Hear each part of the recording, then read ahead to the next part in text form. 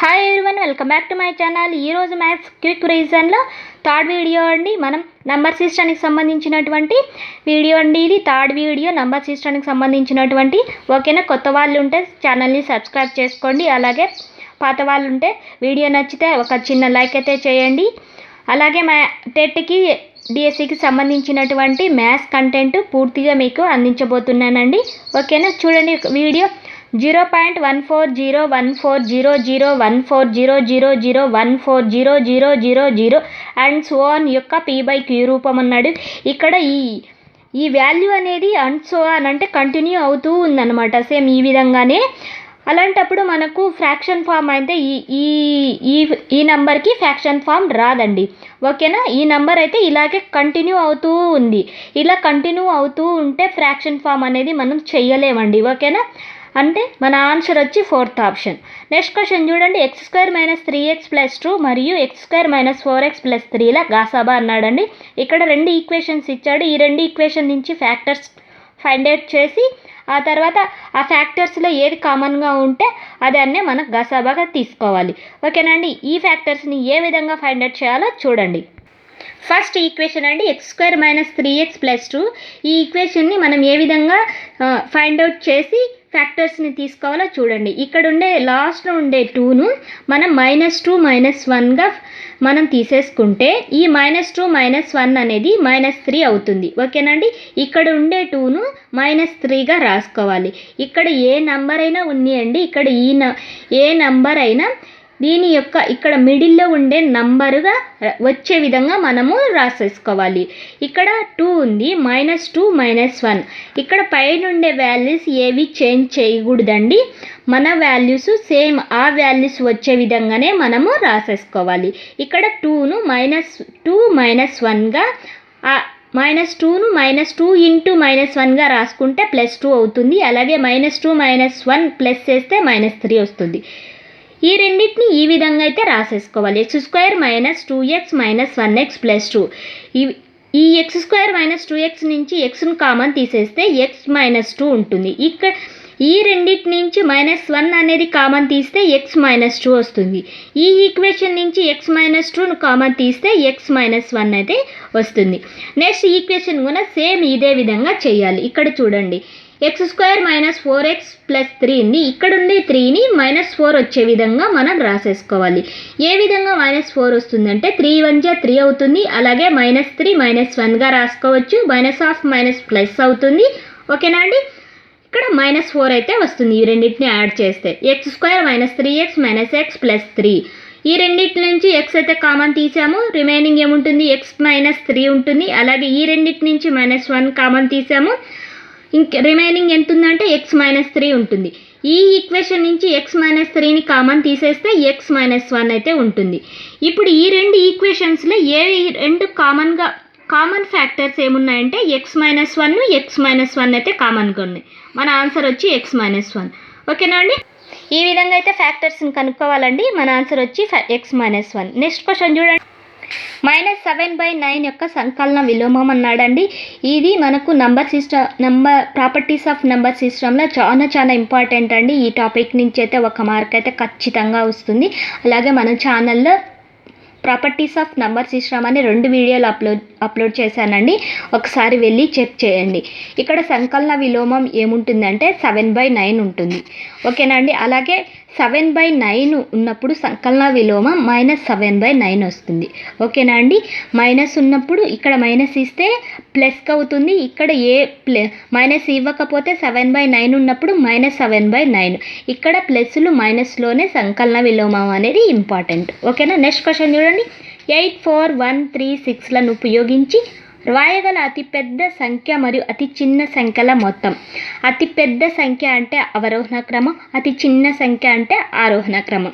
ఈ ఇచ్చిన నంబర్స్ని ఆ రెండు విధాలుగా అంటే అవరోహణ క్రమంలో రాయాలి, ఆరోహణ క్రమంలో రాసి ఆ రెండింటిని మొత్తం చేయాలి. ఇక్కడ చేస్తే మనకు 99, 899 అయితే వస్తుంది. ఓకేనా అండి? ఇక్కడ రాశాను చూడండి. ఫస్ట్ రాసింది అవరోహణ క్రమం, సెకండ్ రాసింది ఆరోహణ క్రమం. ఈ రెండింటిని యాడ్ చేసేస్తే మనకు 99899 ఆన్సర్ అయితే వస్తుంది. నెక్స్ట్ క్వశ్చన్ చూడండి. 5, 6, 7, 2ను రాయుటలో 7ను వేల స్థానంలోను 5ను పదుల స్థానంలోను మార్చి రాయగా ఏర్పడు సంఖ్య అన్నాడండి. ఇక్కడ ఏం లేదండి, 5ను 7ను చేంజ్ చేసేసాడండి. అంటే ఇక్కడ 5 ప్లేస్లో 7, 7 ప్లేస్లో 5. ఇక్కడ చూడండి, మన ఆప్షన్స్లో చూడండి, ఇక్కడ 5 ఉంది కదండి, 5 ప్లేస్లో 7 రావాలి. ఆప్షన్స్లో చూడండి, ఒకే ఒక ఆప్షన్ ఉంది, ఓకేనా, 7652 ఉంది. ఆప్షన్స్ నుంచి వెళ్ళడం కూడా ఒక పద్ధతి అండి. మన ఆన్సర్ కూడా తొందరగా వచ్చేదానికి వీలుంటుంది కొన్ని క్వశ్చన్స్కి. ఒక సంఖ్య నుండి 625ను తీసివేయగా 375 వచ్చును. అదే సంఖ్య నుండి 600 తీసివేసిన వచ్చు సంఖ్య అన్నాడు. ఒక సంఖ్య అన్నాడు, అది మనకి ఏ సంఖ్య అయింది చెప్పలేదు కాబట్టి ఎక్స్ అనేది తీసేసుకున్నాం. ఏ నెంబర్ అయినా తీసుకోవచ్చండి. మనం ఇక్కడ ఎక్స్ తీసుకున్నాము. ఆ సంఖ్య నుంచి 625ని తీసేసామండి, మనకు 375 వచ్చిందన్నాడు. ఇక్కడ చూడండి, ఎక్స్ ఈజ్ ఈక్వల్ టు ఈ 625ను ఇటు సైడ్ తీసుకెళ్తే ప్లస్ అవుతుంది. ఈ 375 ప్లస్ 625 ఈజ్ ఈక్వల్ టు 1000 వస్తుంది. ఈ 1000లో మనకు 600ని తీసివేశాడు. తీసివేస్తే ఎంత వస్తుంది అన్నాడు, 400 వస్తుంది. ఓకేనా అండి. నెక్స్ట్ చూడండి, 12, 30, 36ల గరిష్ట సామాన్య కారణాంకం అంటే హెచ్సిఎఫ్ అడిగాడండి. ఇక్కడ నెంబర్ చూస్తేనే మనకు గరిష్ట కారణాంకం అయితే 6 అనేది 6 యొక్క ఫ్యాక్టర్స్గా కనిపిస్తున్నాయండి. 6 2 జా 6 5 జా 6 6 జా. ఇక్కడ 8 అనేది ఇక్కడ ఈ 12, 13, 36లో అయితే 8 అనేది మల్టిపుల్లే కాదండి, ఓకేనా. ఇక్కడ 2 మల్టిపుల్ ఉంది, 4 మల్టిపుల్ ఉన్నాయి, 6 మల్టిపుల్. వీటిల్లో 6 అనేది హైయెస్ట్. ఓకే, చూసి కూడా మనం ఆన్సర్ పెట్టచ్చండి, ఓకేనా. 11, 19 అంకెల మధ్య గల సంయుక్త సంఖ్యల సంఖ్య అన్నాడండి. 11 నుంచి 19 మధ్యలో మనకు 5 నెంబర్స్ ఉంటాయి. సంయుక్త సంఖ్యలు అంటే ఒక నెంబరు 2 కంటే ఎక్కువ కారణాంకాలు కలిగి ఉంటే ఆ సంఖ్యనే సంయుక్త సంఖ్యలు అంటారు. 11 నుంచి 19 లోపు మనకు 5 ఉంటాయి. అవి ఏమిటంటే 12, 14, 15, 16, 18. ఓకేనా అండి, ఈ విధంగా ఉంటాయి. నెక్స్ట్ క్వశ్చన్ చూడండి, ఈ క్రింది వానిలో సరికానది ఏది అన్నాడు. ఏ వచ్చి 1 అనున్నది ఏ సంఖ్యా సమితిలో అయినా గుణకార తత్సమాంశం.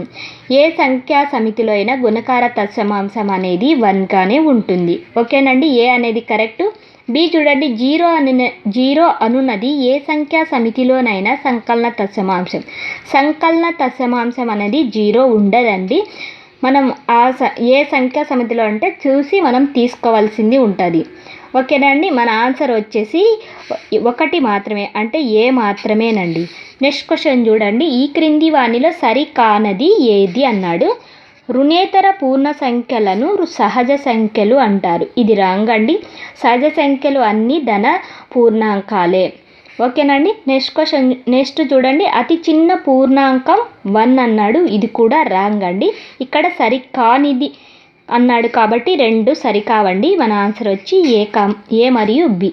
నెక్స్ట్ క్వశ్చన్ చూడండి, 5, 3, 4, 0 మరియు 7 అంకెలచే ఏర్పడు అతి పెద్ద సంఖ్య మరియు అతి చిన్న సంఖ్యల మధ్య భేదం అన్నాడు. ఇచ్చిన నంబర్స్ని ఫస్ట్ అవరోహణ క్రమం తర్వాత ఆరోహణ క్రమం రాసి వాటి రెండింటిని మైనస్ చేస్తే మనకు ఆన్సర్ వస్తుంది. ఇక్కడ చూడండి, ఫస్ట్ అవరోహణ క్రమం రాశాను, తర్వాత ఆరోహణ క్రమం రాశాను, ఆ రెండింటిని డిఫరెన్స్ చేశాను. ఫస్ట్ ఇక్కడ యూనిట్ ప్లేస్ వాల్యూ అనేది డిఫరెంట్గా ఉన్నాయి, ఈ రెండింటికి సేమ్గా ఉన్నాయి. సెకండ్ వాల్యూ వచ్చి డిఫరెంట్గా ఉంది. ఇక్కడ యూనిట్ ప్లేస్ వాల్యూనే అంటే మనం మొత్తము ప్రాబ్లం చేయకుండా లాస్ట్ నుంచి 2 డిజిట్స్ మనకు తెలిసిపోతే ఆన్సర్ తెలిసినట్టు. ఇక్కడ చూడండి, ఇక్కడ 0లో నుంచి 7 తీసేస్తే మనకు 3 వస్తుంది. అలాగే ఇక్కడ 2 ఉంటుంది, 2లో 5 తీసేస్తే 7 వస్తుంది. ఓకేనా అండి, మన ఆన్సర్ వచ్చి 4th ఆప్షన్. నెక్స్ట్ క్వశ్చన్ చూడండి, ఈ క్రింది వానిలో సరైనది ఏది అన్నాడు. ఇక్కడ చూడండి, ఏ వచ్చి ప్రతి అకరణీయ సంఖ్యను సంఖ్యారేఖపై చూపించవచ్చండి. అకరణీయ సంఖ్య అంటే p/q రూపంలో ఉంటుంది, చూపించవచ్చండి. నెక్స్ట్ బి చూడండి, n ఒక ప్రధాన సంఖ్య అయినా √n ఒక అకరణీయ సంఖ్య అవుతుంది. కాదండి, ఒక కరణీయ సంఖ్య అవుతుంది, అకరణీయ సంఖ్య కాదు. ఇది రాంగ్ అండి. ఒక కరణికి అకరణీయ కారణాంకం ఏకైకం. ఇది కూడా రాంగ్ అండి. మన ఆన్సర్ వచ్చి ఏ అంటే 3rd ఆప్షన్. నెక్స్ట్ క్వశ్చన్ చూడండి, ఈ క్రింది వానిలో √2 యొక్క అకరణీయ కారణాంకం. అకరణీయ కారణాంకం అన్నాడండి. 2ను 2 చే √2 చే మల్టిప్లై చేస్తే 2 వస్తుంది. అలాగే √8తో మల్టిప్లై చేస్తే 16 వస్తుంది. 16 అంటే 4 వస్తుంది. √32తో మల్టిప్లై చేస్తే మనకు 8 వస్తుంది. ఓకేనండి. ఈ ఆన్సర్స్ అన్నీ అకరణీయ కారణాంకాలేనండి. ఓకేనా, మనకు అవన్నీ వస్తాయి. నెక్స్ట్ క్వశ్చన్ చూడండి. -3 విలువ సంఖ్యారేఖపై ఈ క్రింది సంఖ్యకు కుడివైపున ఉంటుంది. ఒక సంఖ్యారేఖ మన ఛానల్లో ఒక వీడియో ఉందండి. ఏ విధంగా తీసుకోవాలి, ఒక సంఖ్యారేఖ పైన నంబర్స్ ఏ విధంగా తీసుకోవాలి, ఆ నంబర్స్ ఏ విధంగా ఫైండ్ అవుట్ చేయాలి అని. ఇక్కడ చూడండి, ఒక సంఖ్యారేఖ అయితే తీసుకున్నాను. అక్కడ నంబర్స్ అయితే మనము ఈ విధంగా తీసుకోవాలి. మిడిల్లో 0 ఉంటుంది.